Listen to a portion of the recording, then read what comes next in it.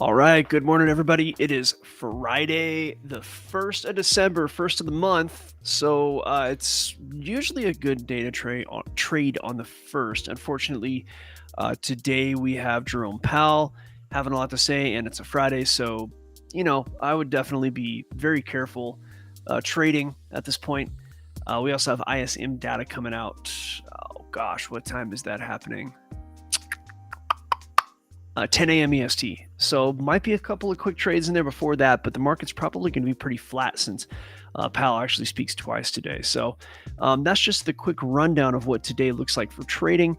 In the meantime, for anybody new to this broadcast or old to the broadcast, either way, please go over to the like, subscribe, hit the notification bell, do all those things, helps out the algos, and do us a favor and leave some comments. Go ahead and make some comments in there. Say, hey, whatever, doesn't matter. If after the fact, after the show, if you go into where you can actually leave comments, that helps us out too. So, the gorilla, I have not heard from him yet. Doesn't mean he won't be here. I imagine he'll be here by 9 o'clock. That's usually how that goes. If he's not here by now, he shows up at 9. What we'll do is we're going to have Clown World on today, who is one of our members. And I talked to him a bit yesterday, so we know we have the audio set up the right way and all that. And I took a look at his algo ahead of time. We had a little bit of a discussion, and we're just going to do like we did yesterday with Trev, who we've had Trev and Mavbet so far this week. If I'm skipping anybody that came on, I please forgive me. I'm going on about 3 or 4 hours of sleep. Of course, I sleep twice in the day. I sleep in the afternoon as well, kind of like a European does. So, or, someone in like Latin America, I get the sleep I need, but it's biphasic. The point is that if I skipped anybody there, apologies. The point here is that we're going to have 3 people, I think, total this week have come on here after today, will have come on here and shown us their algo. We're going to see if we can actually find a way to tweak a little bit of, squeeze a little bit more profitability out of a given algorithm. Clown World's algo is relatively new, so we do have a chance to kind of ground up build this one, which is really, really cool. So, but if you are here, give us a shout out. You can talk to us in the YouTube chat or simply over in the Telegram chat, and we can just kind of start by going through some charts, whatever we want to see, how the month ended up. Obviously, we have a new monthly candle for a lot of assets, so we can see how the monthly candle closed on things like Bitcoin, so on and so forth. All right, so I want to throw up the QR code right now, and then we'll talk more towards the end here about who we are, what we do. But long story short, we help people become traders, and we help them build their own trading algorithm. An algorithm is not necessarily something where you have to know how to code and you have a supercomputer and really thick glasses. It's nothing like that. It's just a trading method. Anybody who trades successfully, I can all but guarantee you, is using some form of algorithm, whether they know it or not. It's just a system. Okay, so, and it's a beautiful thing. You don't need some kind of advanced degree, or I've shown people with high school degrees how to do this. So never fear.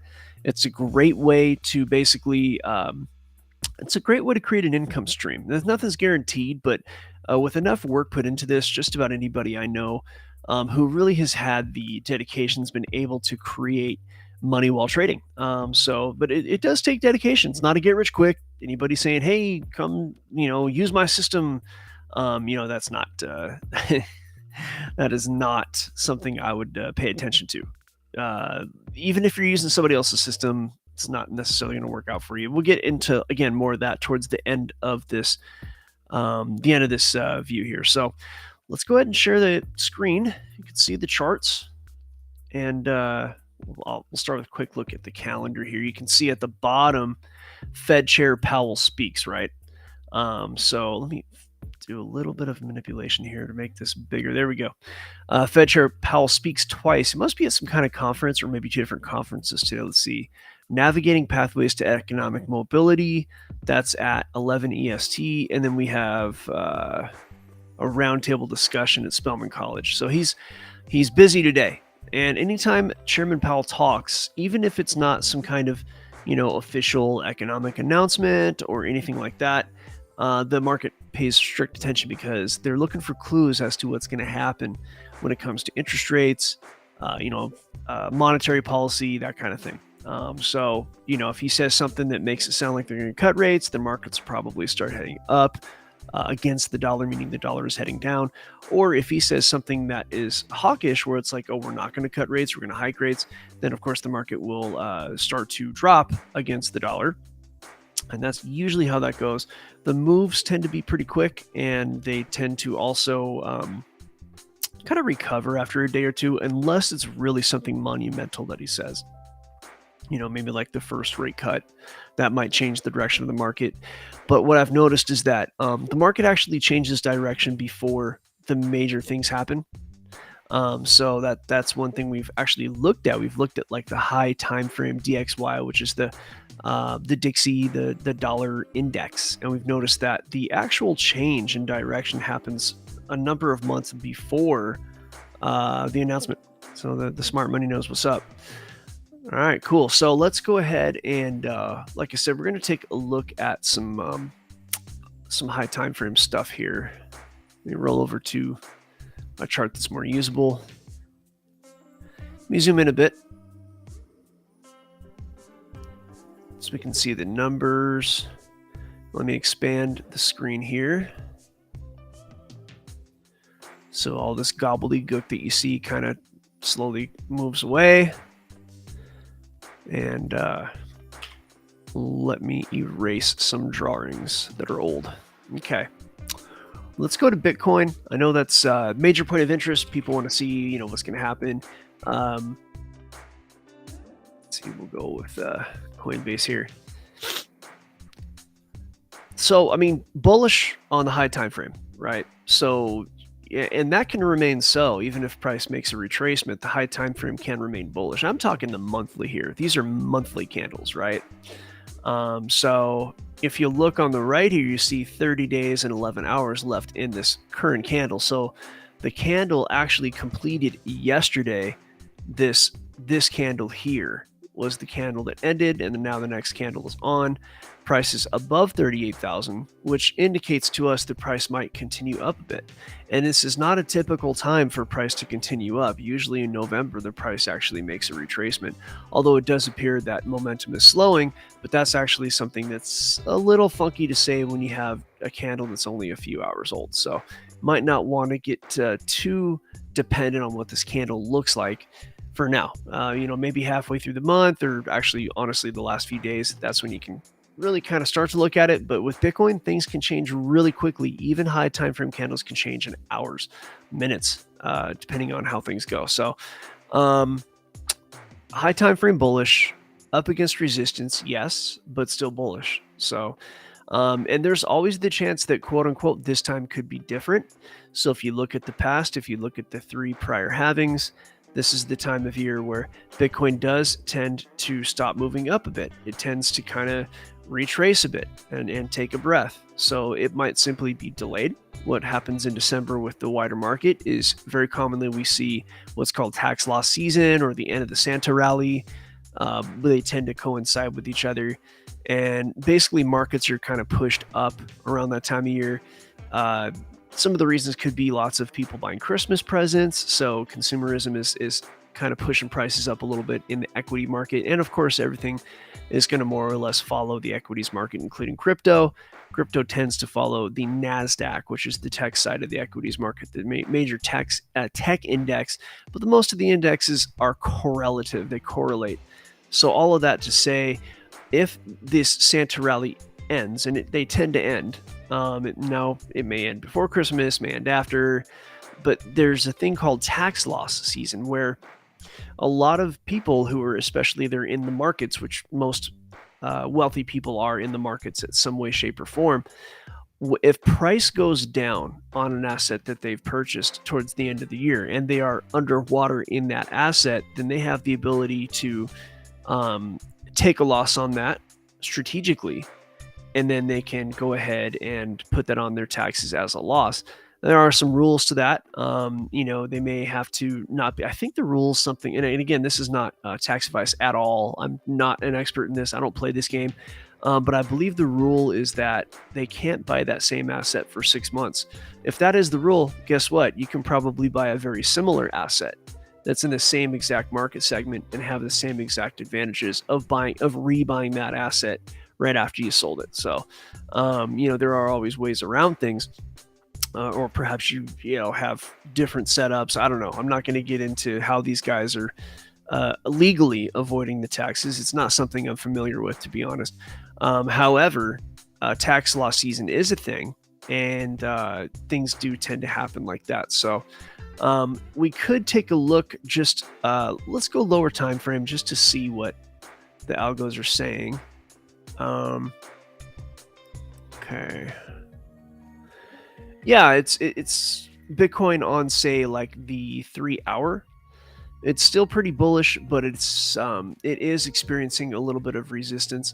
And as I talked about on yesterday's show on Rogue, I mean, this is a pretty bullish structure. It could be looked at a few different ways.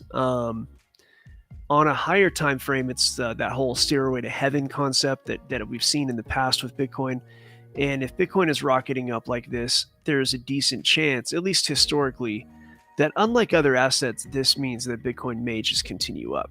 I've seen this before. It's kind of like a forceful move up, and there ends up as a continuation. Now, with a lot of assets, if you're looking at the charts, this might actually mean that price is about to fall, right? Because what happens is it's momentum slowing down. So price is heading up, and then it heads up at a lesser rate, and nothing goes up forever. So with a lot of assets, I would say price is heading down. However, with Bitcoin, historically, even on this is like a 3 hour time frame, but you're looking at almost a month's worth of price action, right? Through more than a month, the entirety of November plus a week. So you got 5 weeks of this kind of push upwards, right? So typically with Bitcoin on this high of a time frame, you're going to see this as a continuation up. And it goes against the 4-year thesis on which many of us are operating. And the 4-year thesis says that around this time of the pre-halving year, price usually falls. Could this time be different? I'd say those are usually famous last words in trading. So anytime you say, hey, this time could be different, a lot of times that means whatever decisions you make based on that are going to not be financially healthy. However, we're not looking at a large sample size. Okay, so this is a little bit of a repeat from what we said on Rogue, but when you're okay, let's back up. Building a trading method, aka an algorithm, that takes the scientific method. So what we do is we take a look at an asset in the past. We go through historical charts and we see how it behaves, and we go ahead and develop a trading method, and we catalog the average hit rate, which is like your percent of success, and we catalog the average risk to reward ratio, and we create a number called expectancy. And I'm actually going to create a clip that explains expectancy. Okay, so when we do that, we have an idea of how much money we're making per every single trade, and that's on an average. So this is a review from actually yesterday's talk with Trev, but I just want to throw this together. If you have a trading method that is 68% successful, that means that you win your trades 68% of the time. So that's a hit rate, we call that. And your risk to reward ratio is 1.6.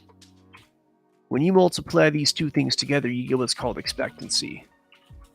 And expectancy is, on average, how much money you make on a trade. Now, this is an estimation. It's not guaranteed. It's based on back testing and then forward testing. And then, of course, as you go live, you're getting the real number. But this is on average with your method. So this includes losses, including losses, wins. Okay, so let's take an example here. First, for the new listeners, I might have to define what's risk to reward ratio.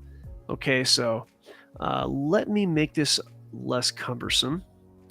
We're going to drop down on the size, and we're going to do this a bit.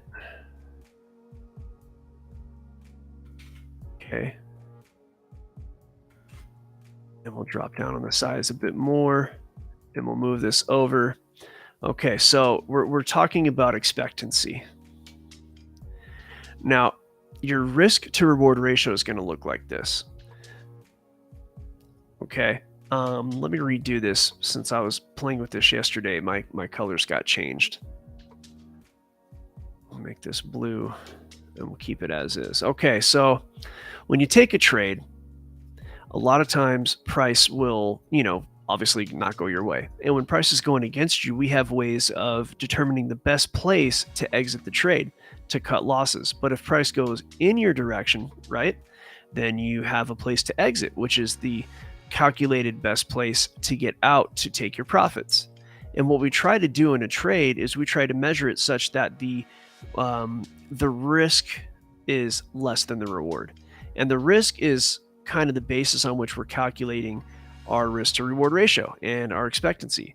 So to keep the numbers very simple, let's say that we're taking each trade is $1,000, right? So if you lose the trade, then you end up losing $1,000, right? So it'll look like this. Price goes against you, you exit. That is not what I wanted there. Let's get a call out. Then you lose $1,000. Minus 1,000. Now in this case, if you look right here in the middle of this long box, you see risk reward ratio 1.93. So let's actually just make this 2 to make it nice and even. Okay. And in this case, if price goes and you take profit, the $1,000 that you risked, you becomes $2,000 in profit. Okay. Or we can stay consistent with our example with 1,600 with a 1.6. Okay, so let's go ahead and recreate that. So on average, now when you trade, you're gonna end up with like maybe a 1.8, maybe a 2.3, maybe a 1.2, but on average, it's gonna come out in this example to 1.6. And in this example, you're just gonna use $1,000 because that's your beginning amount that you're willing to risk, right? You could be $100. So we're just using numbers.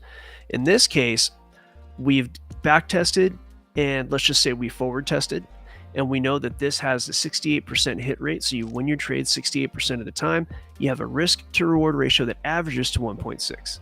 So basically, like your hit rate being 68%, that means 32% of the time you're losing. And in this formula, we are calculating and including all of the losses. And so to get our expectancy, what we're creating is a mathematical equation that's very simple that determines how much money you make every time you trade on average, including your losses, right? Wins, losses, big wins, smaller wins. Losses should always be the same in this kind of scenario, at least in this calculation. And so the math will look like this. You have a 0.68, which is 68%, times 1.6 times $1,000, right? Could be $100. A lot of people are doing $100 a trade. That's fine. It's whatever whenever you trade, the whole idea is how much can you lose that you can afford to lose. That's the way you need to calculate what you're willing to risk, right? If you can't afford to lose $1,000, you do never trade that. If you can afford to lose $100 and that's not going to affect anything, and it's amount that you're willing to lose, then okay, there you go. So if you do this math, I'm just going to do it on an actual calculator. Let's see here. 1.6 times 0.68 times 1,000 is going to be 1,088. So every time you click the button, on average, you're making 1,088 in this example. Now this is again based on and let me label that as expectancy. This is based on past data, and it's all based on past data. So it might be better or worse than this, right? When it comes to backtesting, real life trading tends to not be as kind. So if you have an expectancy number based on backtesting, it tends to be that it's going to be lower, maybe to be 1,060, maybe it's 980, maybe it's 800, but whatever it is, as you trade, that number becomes properly defined. So this is expectancy, and it's kind of a helpful thing to know because as you're trading, maybe you take a few losses, but you're like, hey, I know if I just keep following this method, that statistically I'm supposed to make about $1,000 or whatever the number is, 1088 each trade, right? That includes losses, that includes wins, all that stuff. So that's how expectancy works. Okay. Let me send the link over to Clown World. I know it's about time to bring him on here in the next 8 minutes. So give me just a moment. I'm going to jump over to Telegram. Where is he?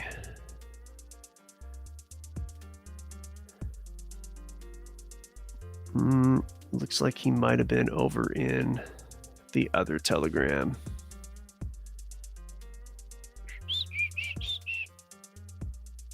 Let's see. Not there. Sorry, folks. Bear with me a moment. There he is. Okay, cool.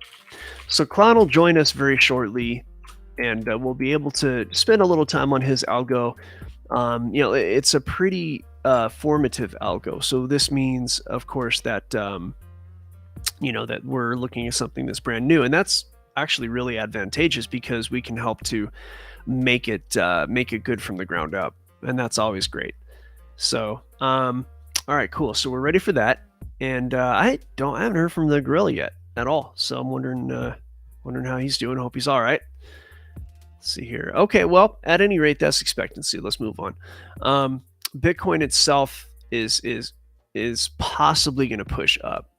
And when you go back to what even caused us to talk about expectancy here, when you back test, you want a large sample size. For me, I like 200. 200 back tests is going to give me a decent statistical probability on which I can rely at least in part. And then as I begin to trade, I'll either trade with just a demo account, like not real money, or a very small amount of money that toy money. Quarter position size, tenth of a position size, whatever, and then I will have a real number for expectancy, right? Because I can afford to lose 25 or 50 bucks, whatever it is, on a trade. So when you look at the Bitcoin halving cycle, we've only had 3, and that's a far cry from 200. And the market is changing very quickly. Now, quietly, this has been an institutional game for years, but now it's starting to become publicly one of those. You have a lot of large companies talking about doing ETFs and things like that. So it's become evident to even the public that this is an institutional game. Okay. And that being the case, we may be seeing just a new evolution of the market. Okay. So that is why we might not want to put all of our money on this whole 4-year thesis, even though I'm expecting the 4-year thesis to hold, because despite all the changes in the Bitcoin market over the years, the 4-year thesis has held. So the probability is pretty decent. At least it's better than half to half. The probability based on my data and some other data that we've gotten from the gorilla is that we will see a retracement. It just, might be delayed. I mean, at this point, it's already past November, so there's a decent chance it is delayed, but it's not very much delayed. If it were to fall today, it's barely delayed at all. If it doesn't happen until January, then of course that's been delayed based on kind of an average drop in November, which is fine too. The market changes. So, in that case, also, this is why I talk about tax loss season, because if you look at Bitcoin over time versus the QQQ, which is the NASDAQ, there is a correlation there, and with the SP 500 to a degree. So if there is a tax loss season event where the Santa rally ends, the market falls, people want to, play the game with their taxes. Again, not the game I play, but that's what is often done, and it's not illegal. Long story short, Bitcoin and crypto should take a hit along with that, because once the market drops down, people do have to liquidate their positions to cover their losses, right? Especially those playing in the leverage game. So, but that's that. Looks like it's, again, a pretty quiet morning. We do have a decent amount of viewers in the private lab. We have a couple people watching here on YouTube. I'm going to flash the QR code. And, the key and the secret, as a matter of fact, if you're watching this video, you will earlier on in the video, you may have seen like a card where it says, "Hey, watch this video," whatever. And there's in the clips section on YouTube, there's the Cowboy's biggest secret. And that video is going to talk about basically what I'm going to say right now. The secret to trading for me, right? So this is my secret, is that I built my own algo. Okay. Every trading method is going to have its own psychological component, its own personality fingerprint. Everybody's different. Everybody's personality is different, and that translates to how you like to trade.